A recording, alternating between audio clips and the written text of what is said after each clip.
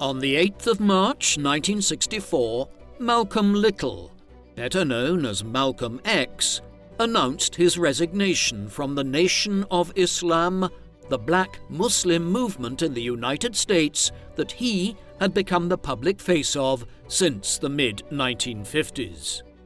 For years, X had helped grow the nation and recruit well-known African Americans like Muhammad Ali, but within weeks of leaving the nation, he was predicting that they would try to have him killed before long. What explains this violent split between him and the organization he once promoted? This is the story of Malcolm X and his assassination.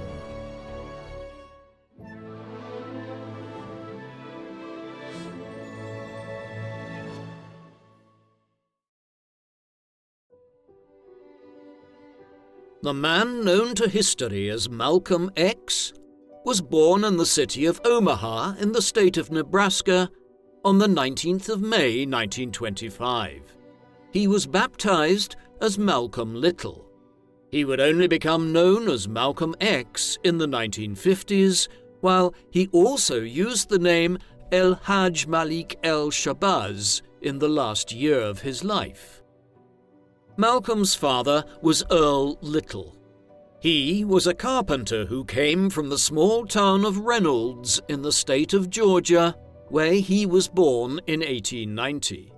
He had married Louise Langdon, a woman who came from Grenada, a British colony in the Lesser Antilles region of the Caribbean. Louise's grandparents had been enslaved in Western Africa, perhaps in the region around modern-day Nigeria, and trafficked across the Atlantic to the Caribbean. This was in the final stages of the transatlantic slave trade, and they did not remain enslaved for long. Louise had moved to Canada as a young woman in 1917, where she met Earl in Montreal. They started their married life by moving south of the border to Philadelphia, where they had their first child, a daughter named Wilfred. They moved to Nebraska at the start of the 1920s. 6 further children were born between 1921 and 1929. Hilda, Filbert, Malcolm, Reginald, Wesley, and Yvonne. Malcolm was right in the middle of the 7 siblings. Malcolm was born in the middle of a turbulent time in American history. It's often underappreciated exactly how violent the United States was in the 1920s. A lot of this was owing to racial and ethnic tensions. Segregation had been in place in the post-Civil War South for decades and had created a hostile environment there. This was epitomized in the Tulsa Race Massacre in Oklahoma on the 31st of May and 1st of June 1921. The Greenwood district of the city had become known as Black Wall Street on account of the affluence of the African American community.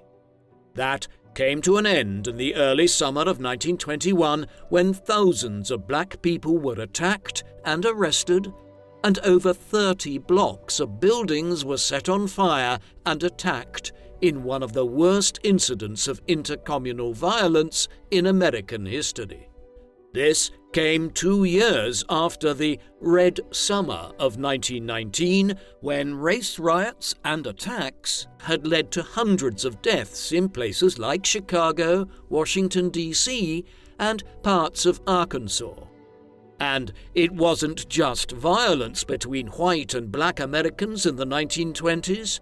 The influx of Roman Catholic Irish and Italians into the country and many Jewish people from the Russian Empire between the 1840s and the 1910s had sparked a wave of ethnic tensions. The membership of the Ku Klux Klan swelled as white Protestant Americans fell back on a strand of nativism which viewed the growing prosperity of African Americans in places like Tulsa or Atlanta, Georgia, or the taking over of large parts of cities like New York and Chicago by Irish, Italian, and Jewish migrants as a threat to the old order. These forces would shape Malcolm's life as they evolved and changed into the 1930s, 1940s, 1950s, and 1960s. The one thing that his Baptist parents could not have expected is that Islam would also shape his life. When Malcolm was born in the 1920s, there were no more than a few thousand Muslims in the entirety of the United States. Malcolm's childhood was turbulent. His father was a tough man known for his temper. His past was murky too. Back in Reynolds, before he ever met Malcolm's mother, he had previously married a woman named Daisy Mason in 1909. They had 3 children together before Earl promptly abandoned his family to migrate north to Montreal, where he met and married Malcolm's mother. The Canadian marriage was bigamous. He had never obtained a divorce from his first wife in the US. Despite this inauspicious start, Earl and Louisa's marriage was more stable at first. They were both interested in the emerging black civil rights movement in the US after returning south of the border. In Nebraska, they were involved with the UNIA, a black nationalist movement founded by Marcus Garvey, a Jamaican-born activist of the era who played a substantial role as well in the emergence of Rastafarianism. The Littles' activities as members of the UNIA created tensions in Omaha, and the family moved several times around the Midwest during Malcolm's youth, first to Milwaukee and then to Michigan. They were able to do so because Earl was a trained carpenter and could find work wherever he went in the 1920s as a building boom was underway across the US at the height of the Roaring Twenties. Finally, they settled in the eastern part of Chicago in 1929, where they purchased a 1.5-story farmhouse. Malcolm's father had overlooked a provision in the deed that stipulated that black people could not buy the house. White neighbors soon challenged the legality of the purchase in court. Before the case was ever heard legally, their house was blown up using a homemade explosive just after dawn on the 8th of November 1929. It was one of 4.5-year-old Malcolm's earliest memories.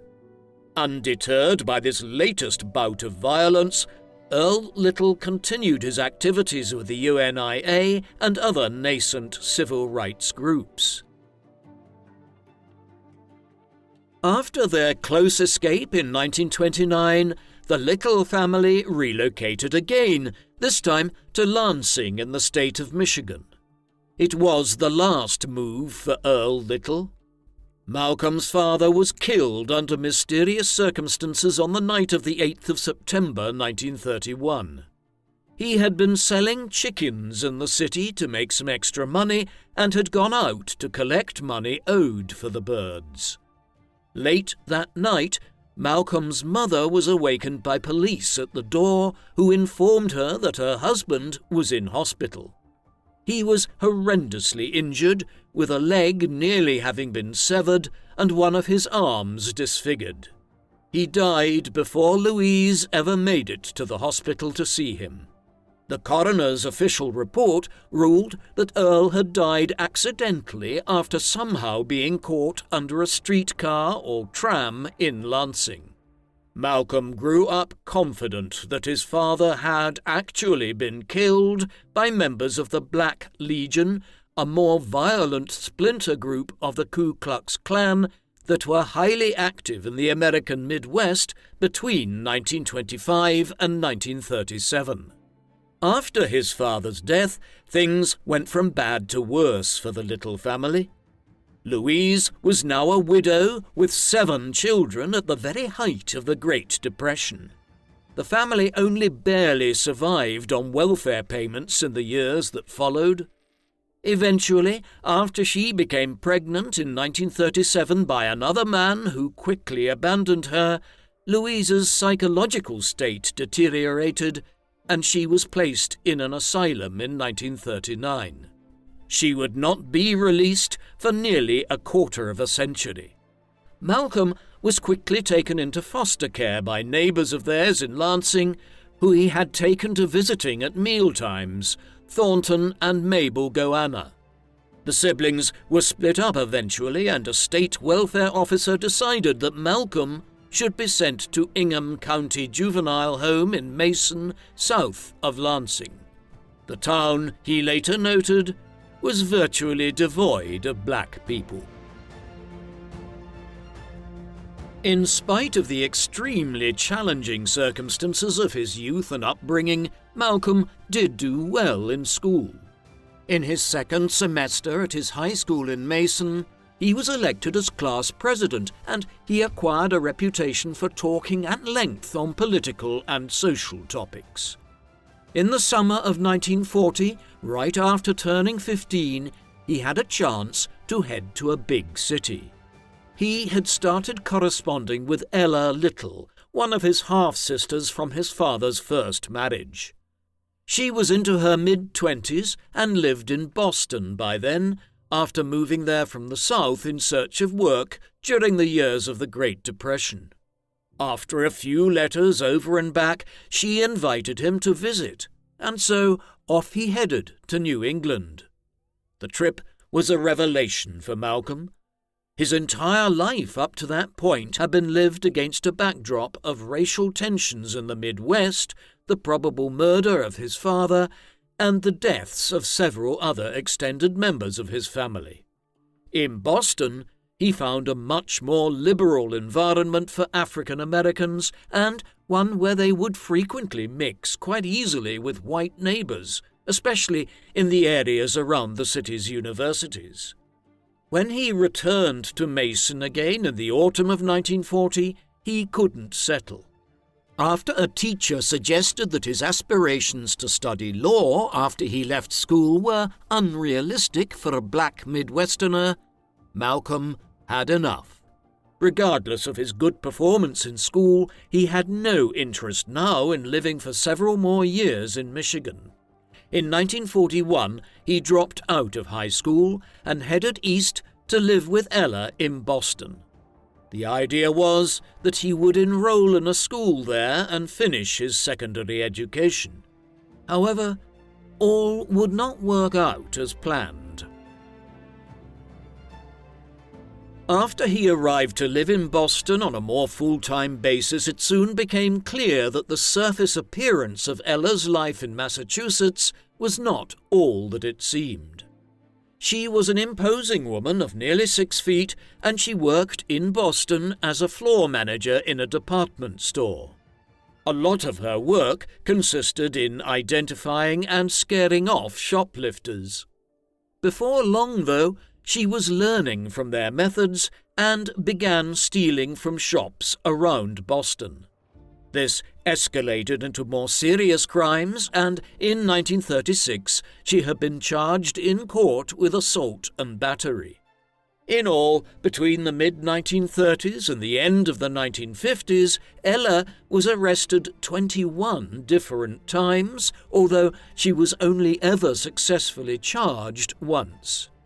This was not an ideal role model for an impressionable 15-year-old to be living with. Before long, Malcolm was engaged in petty crime himself. He was also drinking alcohol and smoking marijuana, neither of which he had ever touched in Michigan. By the end of 1941, even Ella was a bit concerned about Malcolm's swift descent into a life of crime. Early in 1942, he left Boston and headed south to Harlem in New York City. Though still short of his 17th birthday, he had a swagger to him. He swiftly acclimatized in Harlem to playing a role in the numbers game, the illegal lottery operated within African American communities there as a form of gambling. Malcolm also visited jazz saloons and began seeing a white woman by the name of B. Karagulian. She was of Armenian descent and was a dancer at several clubs he frequented, as well as being several years older than him. All in all, the transition from being a promising student in Michigan, albeit with a very troubled childhood, to becoming a street hoodlum in Boston and then Harlem was extremely fast for Malcolm Little. If nothing else, it demonstrated his precocious ability to adapt to new environments. It would soon land him in prison, too. By 1943, Malcolm was engaged in a range of criminal activities. He was racketeering, running illegal gambling operations, dealing narcotics, and was rumoured to even work occasionally as a male prostitute, though this latter story has never been fully proven. He avoided military service during the Second World War by pretending to be psychologically disturbed and disposed towards racial violence when he was interviewed by a draft officer. Conversely, the earlier stages of the war in 1942 had led to him briefly obtaining a job on board a passenger ship running between cities like New York, Boston, Philadelphia, and Washington, D.C. on the coast. The boat workers who typically ran these ships had been some of the first called up to the U.S. Navy after the war began. He also worked at a restaurant on and off in Harlem in the later war years, a place called Jimmy's Chicken Shack, where he cleaned dishes. As the war came to an end in 1945, he decided to get out of Harlem for a while, where he had been observed by police for a time and had possibly upgraded to selling cocaine as well as marijuana. He returned to Boston briefly, where Ella was less than delighted by his presence. Malcolm's luck finally ran out here. In Boston, he was part of a small group of hoodlums who had an operation going to rob expensive watches from homes around the city and other parts of Massachusetts. They then had a fence who sold them on at a tidy profit. Their activities were being monitored before long by the police, and Malcolm was arrested in January 1946 after he returned to collect a stolen watch he had left to be fixed in a repair shop. He happened to be carrying a loaded firearm at the time and was charged with multiple offences.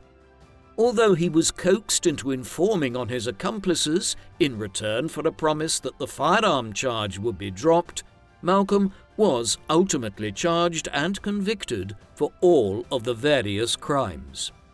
He was sentenced to 3 concurrent 6 to 8 year sentences. At the time, he remarked to his lawyer that the sentence seemed unduly harsh and was partly because the police had learned that his girlfriend, B. Karagulian, was white.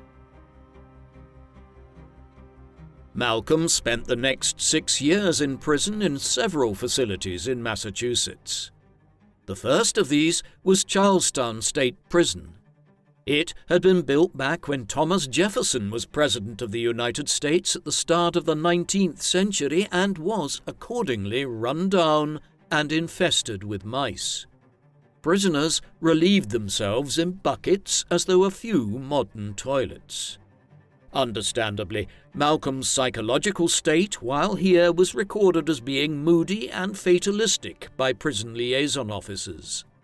Things changed after he was sent to the Massachusetts Reformatory Prison at Concord in 1947 and then, in 1948, to the Norfolk Prison Colony, a much more modern prison opened in 1927.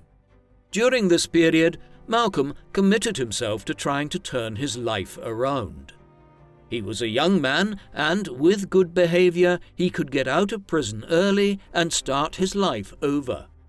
His siblings also began writing to him to tell him about the Nation of Islam, a growing black nationalist movement that had been founded in 1930 by African Americans who were interested in the idea of Islam being a unifying force for Black Americans. While in prison, Malcolm began reading extensively and educating himself. He decided to join the Nation of Islam movement, and in the late 1940s he adopted the name Malcolm X. A core belief of the Nation was that African Americans had English-derived surnames like Little, Smith, Brown, and Johnson, which they should reject as slave names. In their place, they should take something simply like X as a surname.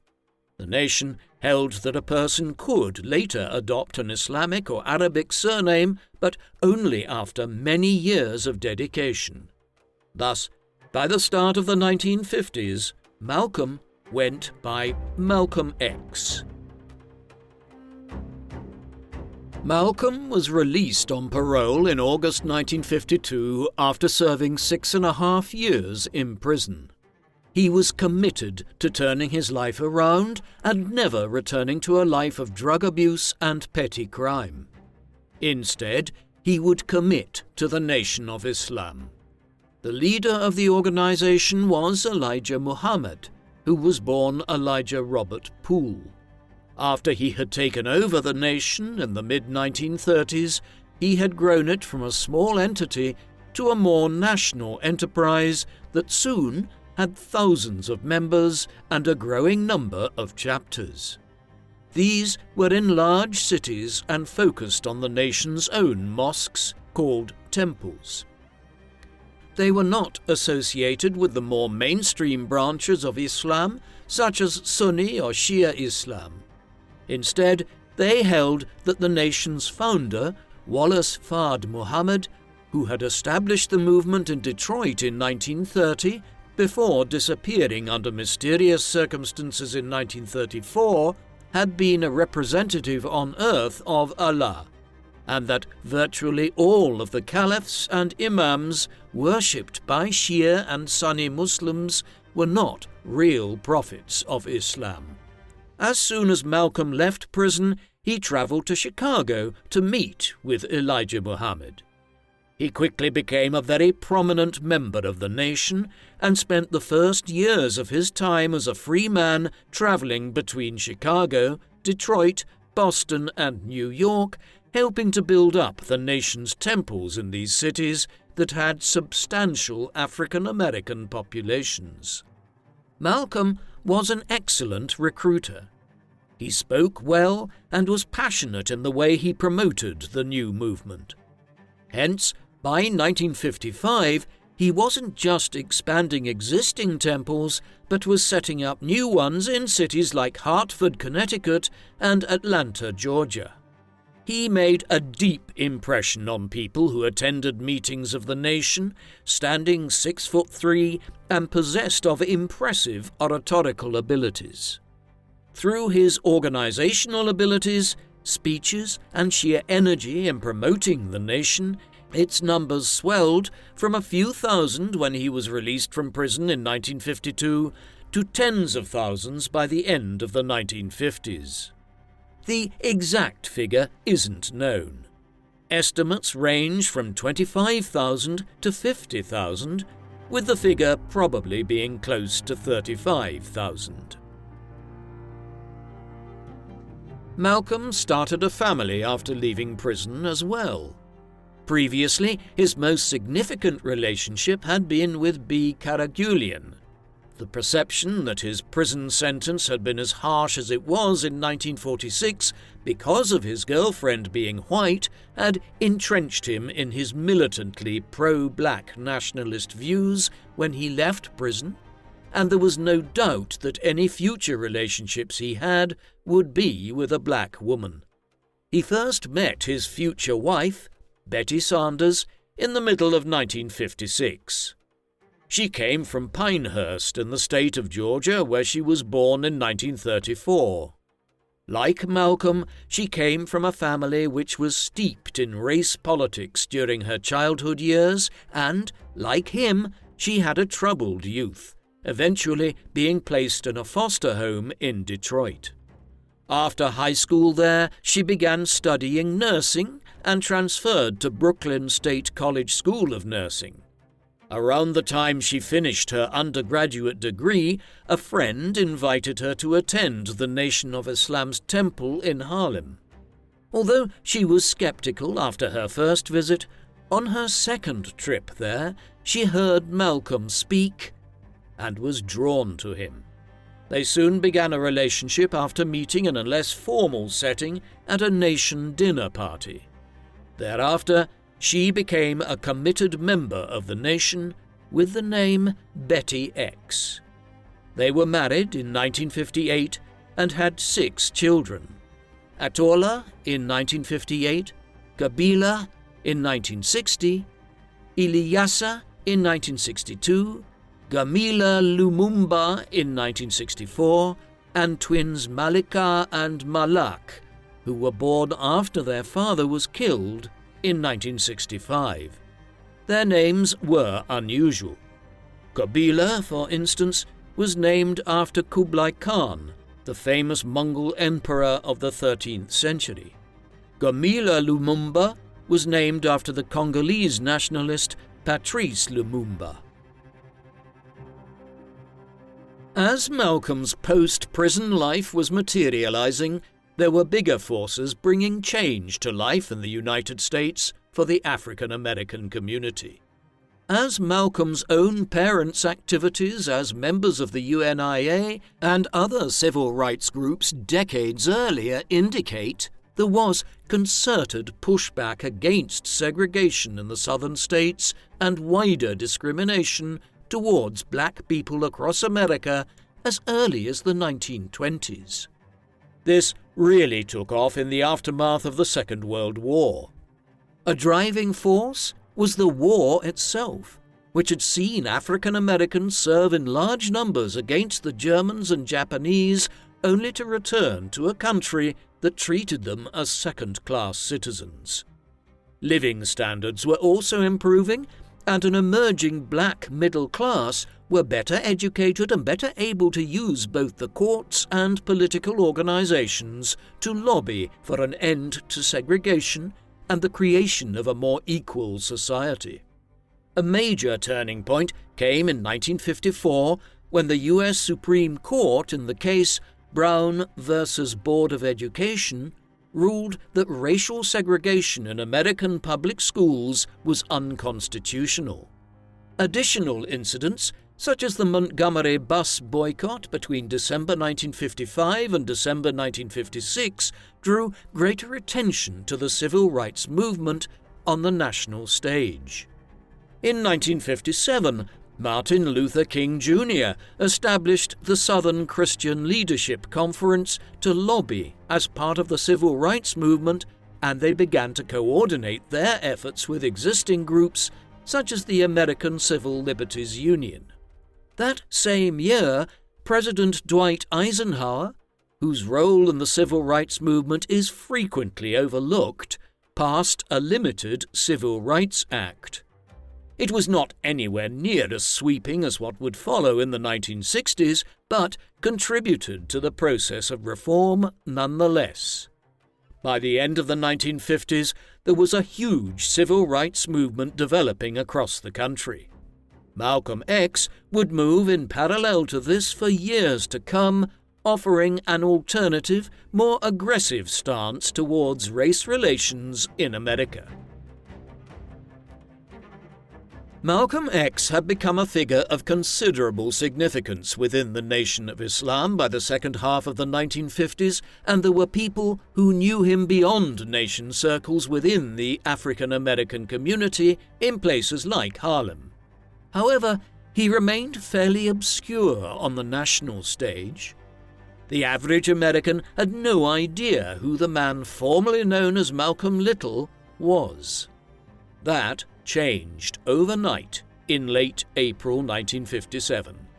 On the afternoon of the 26th of April on 125th Street in the middle of Harlem, several members of the nation's Harlem Temple intervened when they came across two New York police officers beating a black man by the name of Reese Poe. One of the Nation members was a man named Johnson Hinton. In the ensuing skirmish, he was beaten badly by the police officers, causing severe bleeding to his skull.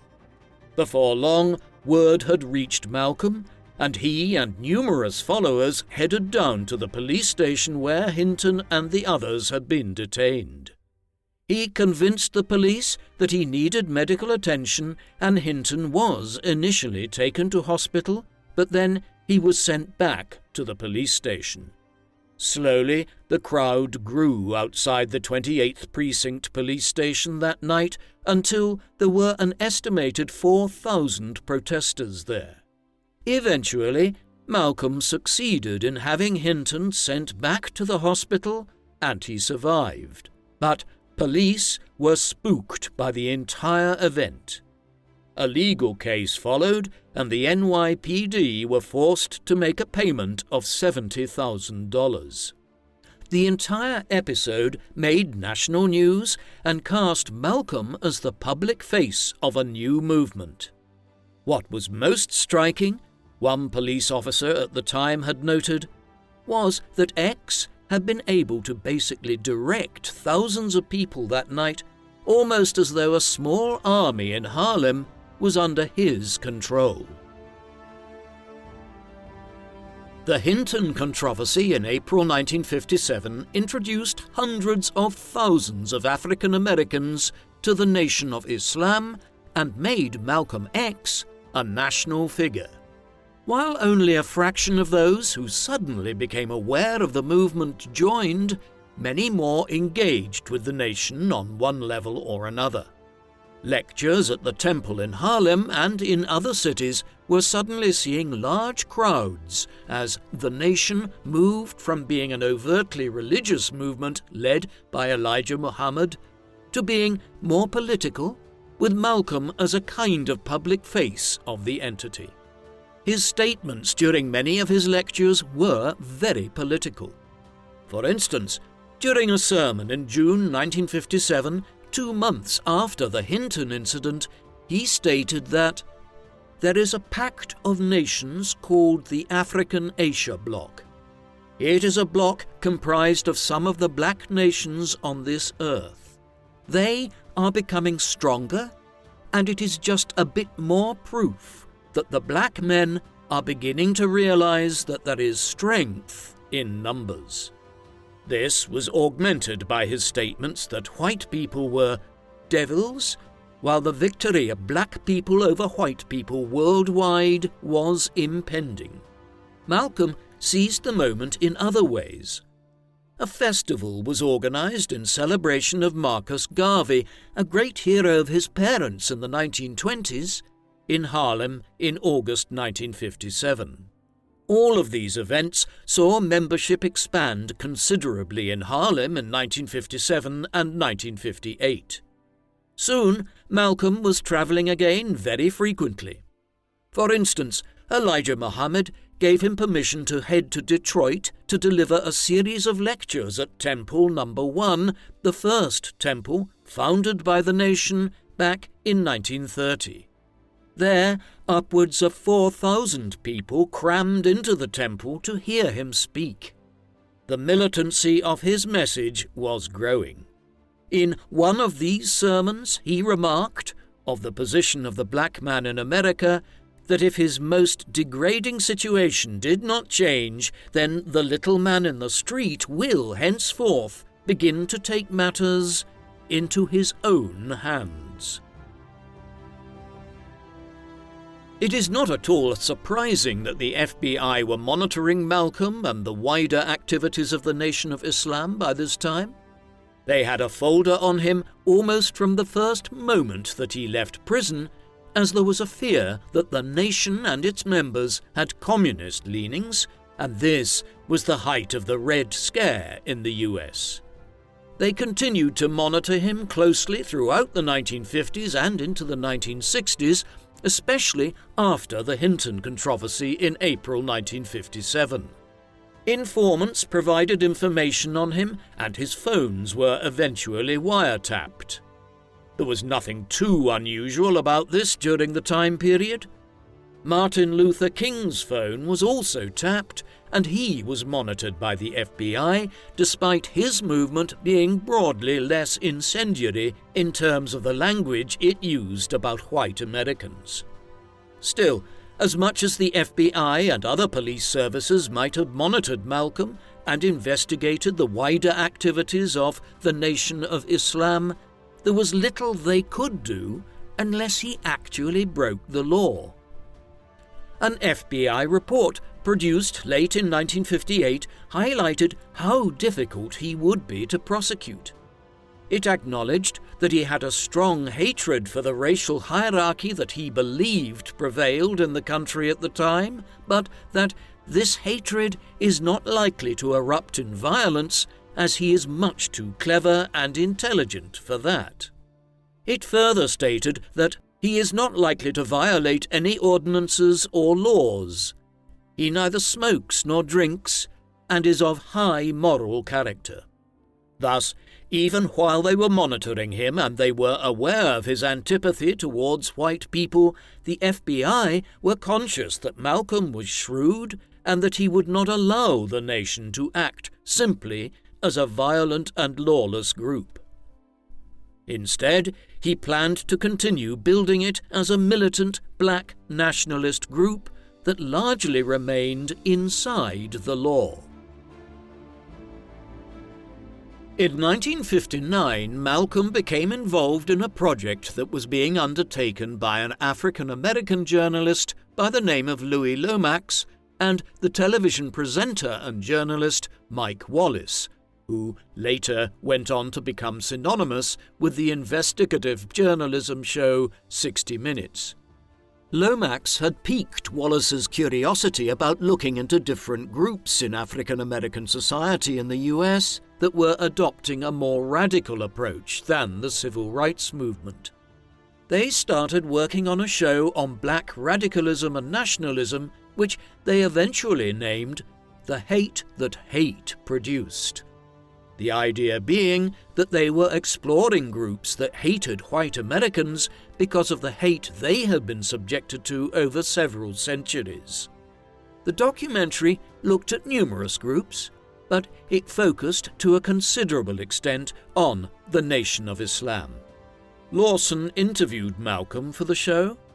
Despite the title of the documentary and the editorial angle, X's appearance in it when it was broadcast in 1959 increased his public profile, and he was increasingly sought out by television stations, radio channels, and newspapers to give his views on a range of topics, including his alternative approach to the pacifist civil rights movement.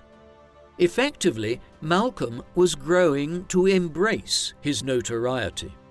This was seen not long afterwards when the new leader of Cuba, after the success of the revolution there at the very start of 1959, Fidel Castro, visited New York to attend the United Nations. Castro was viewed as a clear enemy of the United States and not exactly given a friendly welcome in the city, with orders that he was to stay within Manhattan after arriving there from the airport. Malcolm arranged for Castro and his Cuban entourage to stay at the Hotel Teresa in Harlem, leading to a peculiar situation where leaders like Nikita Khrushchev of Russia and President Gamal Abdel Nasser of Egypt made their way up to uptown Manhattan to meet the Cubans there. Malcolm and Castro only met once, and Castro's broken English and X's lack of Spanish evidently presented a barrier that was only partly overcome by Castro's translators. Back in 1958, an offer had been extended to Elijah Muhammad to visit Egypt as a guest of the government of President Nasser. Muhammad accepted the offer, but he decided to send Malcolm as his representative. After a delay over acquiring a passport, he undertook his first overseas tour as a senior figure within the Nation of Islam in the summer of 1959. He arrived at Cairo on the 4th of July. The trip to Egypt was meant to be brief, but he came down with dysentery and ended up holed up in the Egyptian capital, ill for nearly 2 weeks. It was a sign of his international status that many Egyptian politicians came to see him while in the city. Once he recovered, Malcolm and his party travelled onwards to Saudi Arabia. Afterwards, he visited numerous countries in Africa in the second half of 1959, including Sudan, Nigeria and Ghana, before returning back to the US in January 1960. The trip had changed his worldview, and he began to see the African-American situation in America within a more international context. In a letter which he wrote during his travels that was published in the Pittsburgh Courier, he stated that Africa is the land of the future. Only yesterday America was the new world, but now we suddenly realize Africa is the new world, the world with the brightest future. This was perhaps a little ambitious across a continent where colonialism was barely starting to come to an end and which would descend into decades of military dictatorships and tribal conflicts from the late 1950s onwards, though Malcolm was buying into the optimism of the age of decolonization in Africa. Following his travels, Malcolm's political outlook was expanding beyond a narrow focus on US affairs and the position of African Americans there. He was commenting on the Cold War in a more concerted way during this time.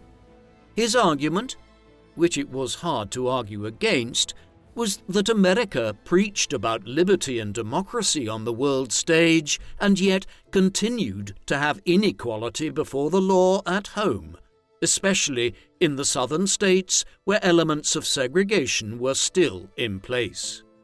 His views had an internationalist tone to them when he argued that the struggle in the world was not between the United States-led Western Bloc and the communist nations led by the Soviet Union and China, but was instead between oppressors and oppressed, not what country was involved. This criticism of power structures within both camps on the Cold War aside, he did tend to express support more for left-leaning economic policies. Malcolm did not identify in a direct way as a Marxist or socialist.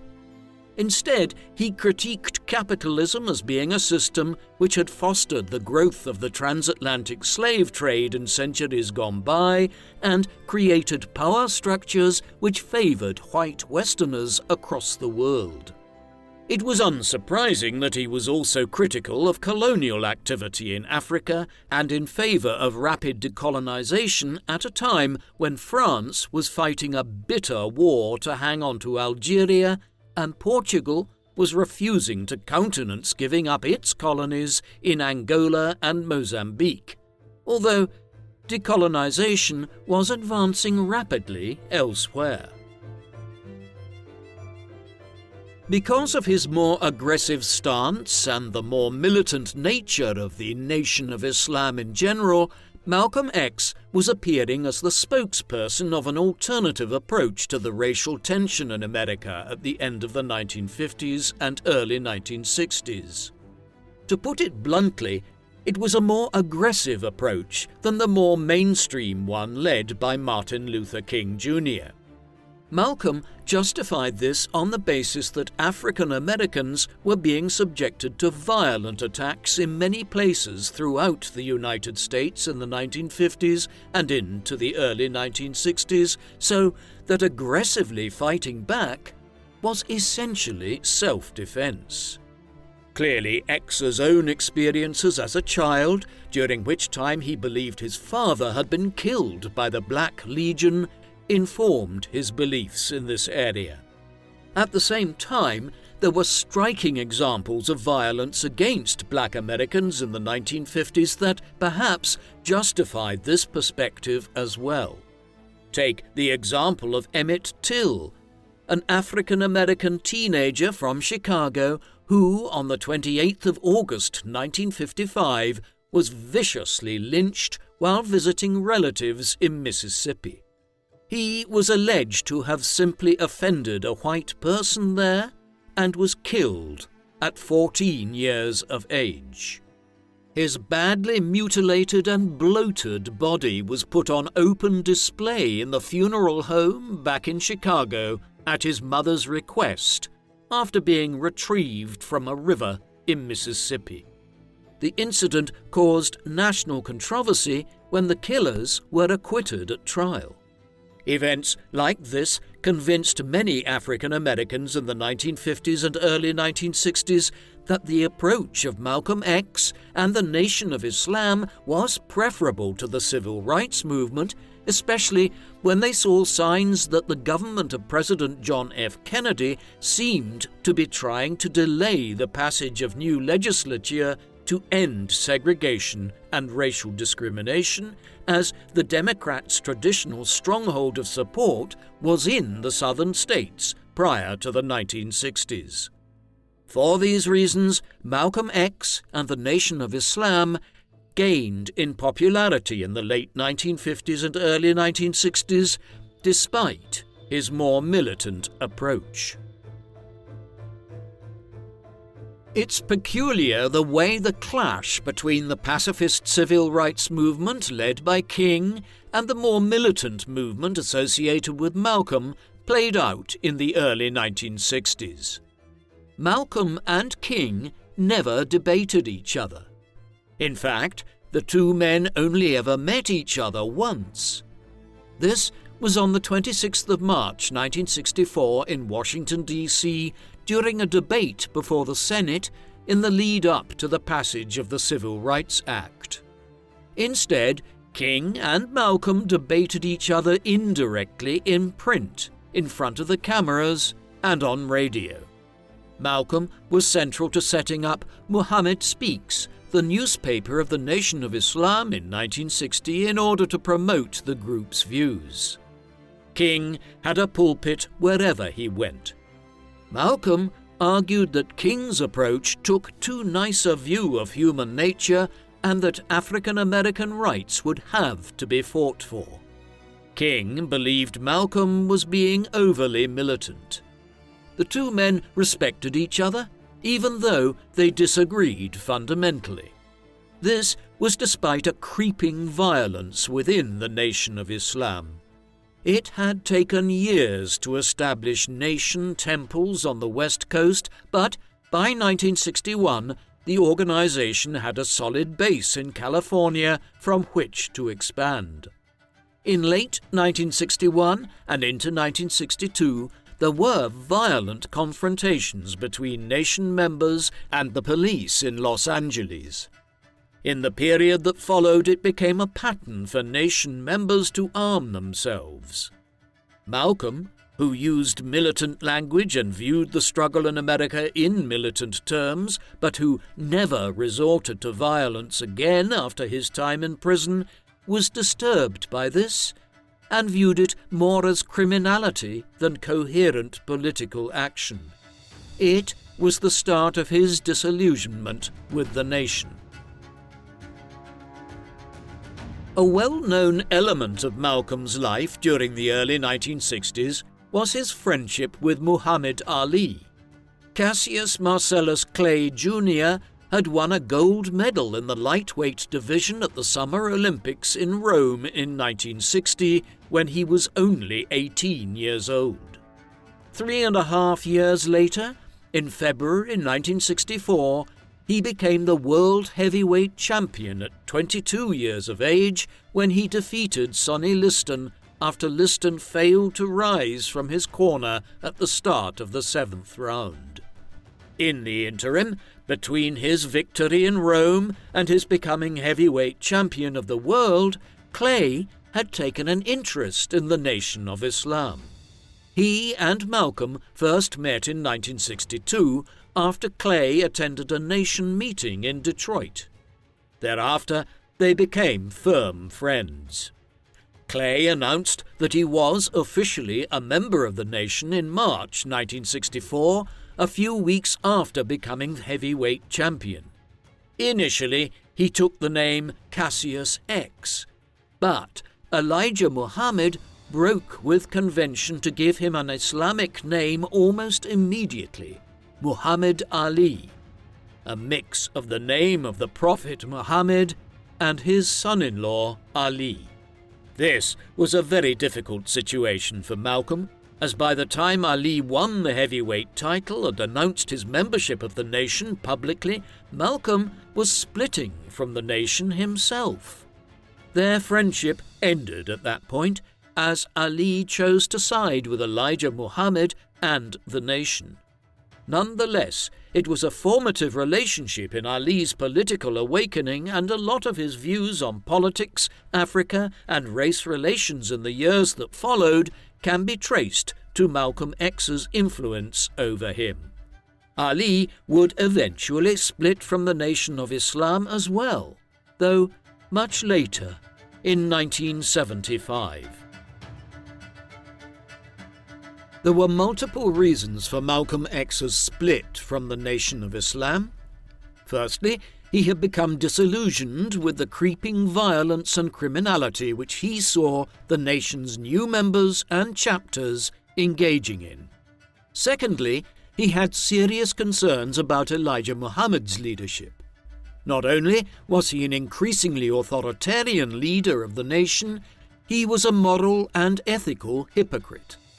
This was especially acute when it came to his sex life. Unlike nearly all strands of Islam which allow for polygamy, the ethos of the nation was that men and women should abstain from sexual relations before marriage, and once married, both men and women should be strictly monogamous. In this sense, the nation was adopting elements of Christian morality around sexuality and marriage into its ethics. However, in the early 1960s, it became clear to Malcolm that the leader of the nation was not practicing what his organization preached. He carried on numerous affairs with a string of young secretaries that he employed in his main headquarters in Chicago. The exact number is debated, but studies suggest he fathered a dozen or more illegitimate children over the years. Throughout this time, he was married to Clara Muhammad, his wife since 1917, with whom he had 8 legitimate children. All of this had left Malcolm feeling further estranged from the nation and its leadership by late 1963. Then came the assassination of President John F. Kennedy on the 22nd of November 1963 in Dallas, Texas. In this instance, Malcolm's response was inflammatory.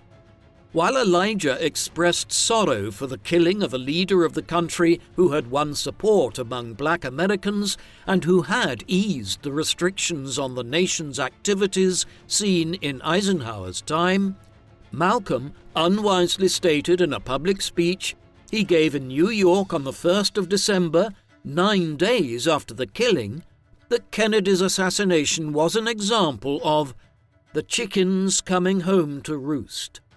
He defended the statement afterwards as being a commentary on the nature of political violence in America rather than a commentary on Kennedy's assassination itself, but the damage was done. Elijah Muhammad ordered Malcolm to refrain from any public pronouncements for 90 days. It was the final stage in the end of an already fractured relationship. In the first weeks of January 1964, aware of Malcolm's dissatisfactions with his affairs and siring of illegitimate children, Muhammad stripped Malcolm of his positions within the nation and expelled him from the movement. In the weeks that followed his departure from the Nation of Islam, a bitter war of words began between Malcolm and Elijah Muhammad. Malcolm made public details of Elijah's affairs and secret children, while Elijah moved to cut off Malcolm's material support.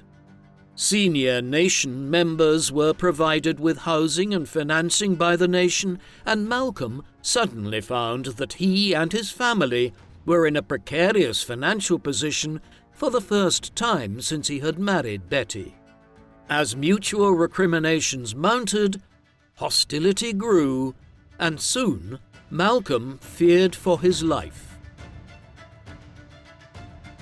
It was in the midst of this enormous bout of turmoil that Malcolm decided to undertake the Hajj to Mecca, the pilgrimage to the holiest place of Islam, which every Muslim who was capable of doing so was expected to make at least once in their lifetime. Malcolm had been to Saudi Arabia in 1959, but he was a member of the nation at this time rather than a Muslim of one of the more traditional branches of Islam. After leaving the nation, he converted to Sunni Islam and adopted the name of El-Hajj Malik El-Shabazz. Then he left America and headed for Arabia in April 1964. Strangely, his legitimacy to undertake the Hajj was questioned when he arrived at Jeddah in Saudi Arabia by plane on account of his having an American passport. The Saudi authorities were not used to Americans arriving to their country on the Hajj.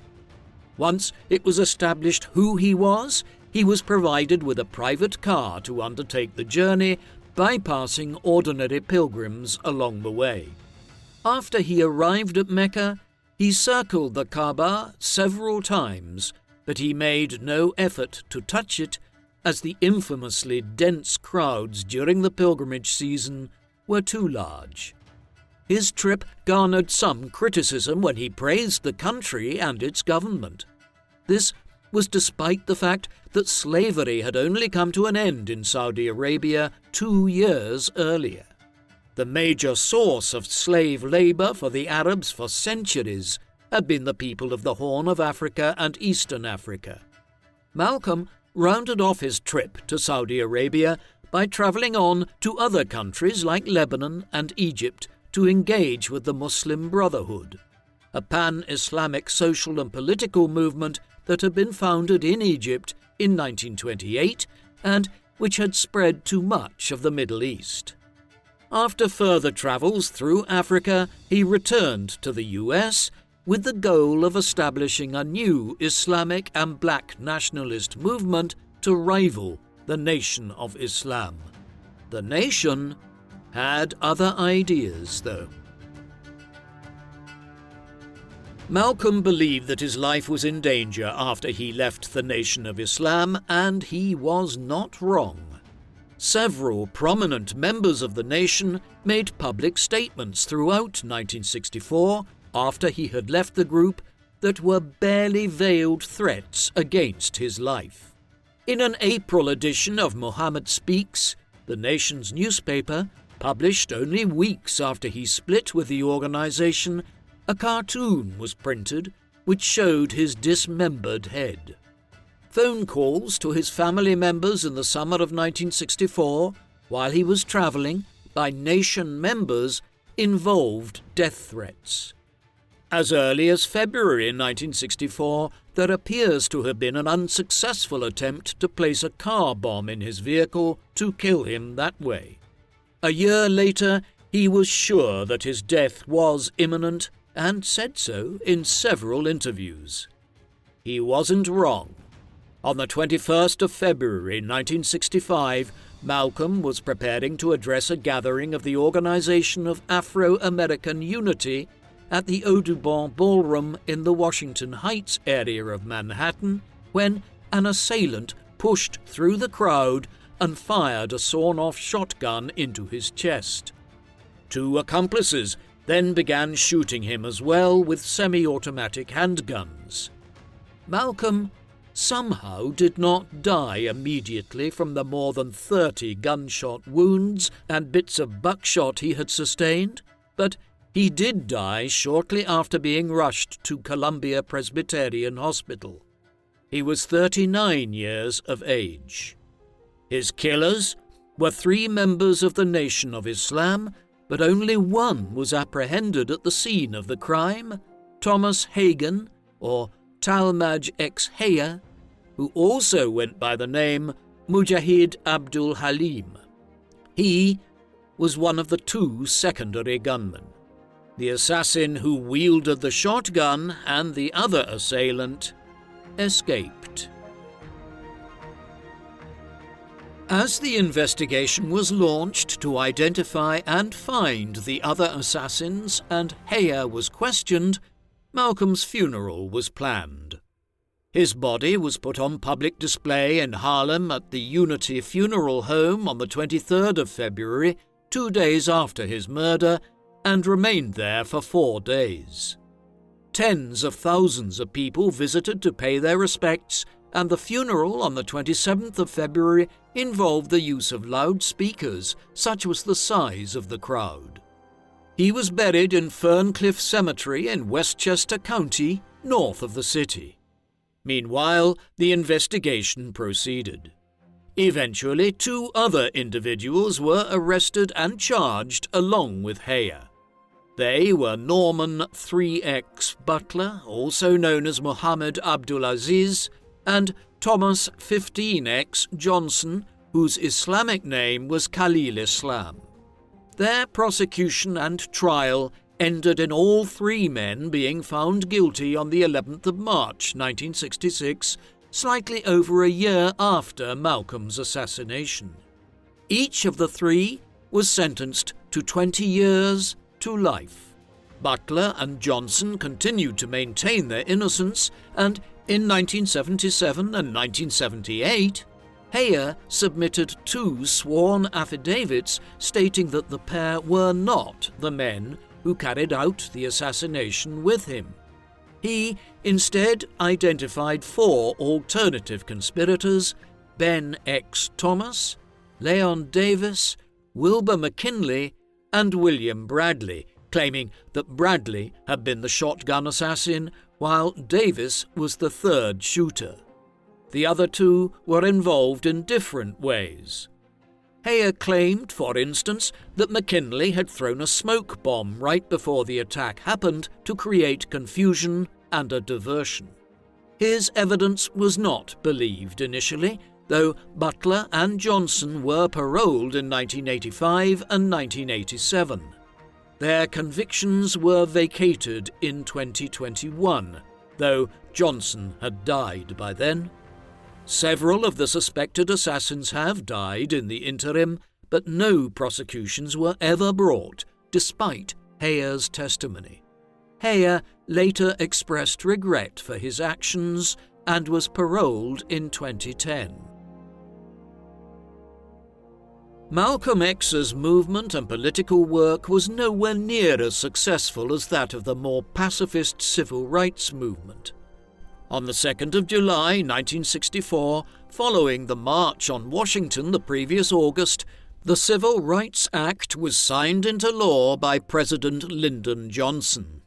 13 months later, in August 1965, the Voting Rights Act prohibited any form of racial discrimination when it came to voting in America. A slew of further legislation, such as the Fair Housing Act of 1968, further cemented the success of the civil rights movement. Nevertheless, while most of these developments can be tied to people like Martin Luther King Jr. and his actions, Malcolm X's legacy was important as well. For a certain section of the African American community, his more militant approach struck a chord. There is, for instance, a direct line between X's actions in the late 1950s and early 1960s and the foundation of black nationalist groups in America, like the Black Panther Party by Bobby Seale and Huey Newton in Oakland, California in 1966. There is also an argument to be made that Malcolm contributed to the success of the civil rights movement in the 1960s. His actions created concern in government circles that if concessions were not made to King and other moderate activists, then the more aggressive side of the African American community could start to garner greater support. In the long run, his work contributed to things like the early history of hip-hop and the Black Arts movement. A semi-autobiography of X, which he had been working on with Alex Haley through recorded interviews in his final years, was published in October 1965 as the autobiography of Malcolm X. He had predicted he would not live to see it published. The Nation of Islam continues in existence today, though it has never really expanded beyond the popularity it acquired in Malcolm's time. Malcolm Little led a controversial life that ended brutally before his 40th birthday. It was turbulent and violent from his childhood. His parents were militant African American activists who moved around the Midwest frequently during Malcolm's first years in the second half of the 1920s and early 1930s. In 1931, his father was murdered. As he grew up, Malcolm was a wayward youth, getting into drugs and crime. He was eventually arrested and spent several years in prison.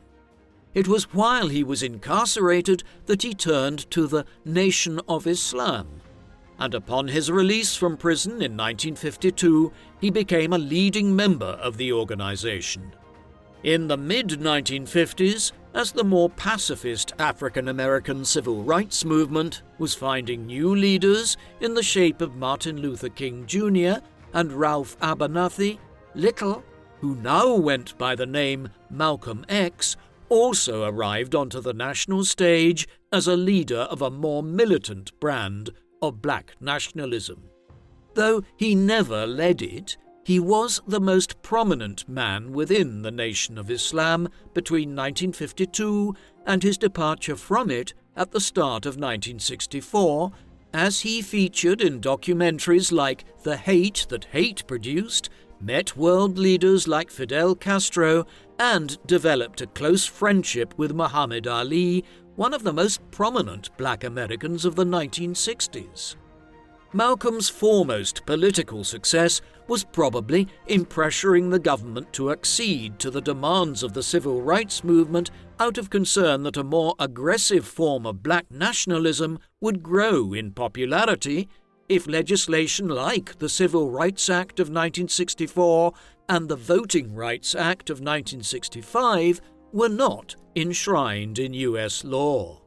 He lived to see the first of these landmark acts passed into law, but between its signing in July 1964 and the signing of the Voting Rights Act in August 1965, Malcolm was assassinated in February 1965. His death was ordered by the Nation of Islam, the very same group he had risen within after his contentious split with the group at the start of 1964. Although it is hard to pinpoint exact measures which Malcolm X was responsible for, his legacy is nonetheless quite important in the history of the African American community in the United States of America. What do you think of Malcolm X?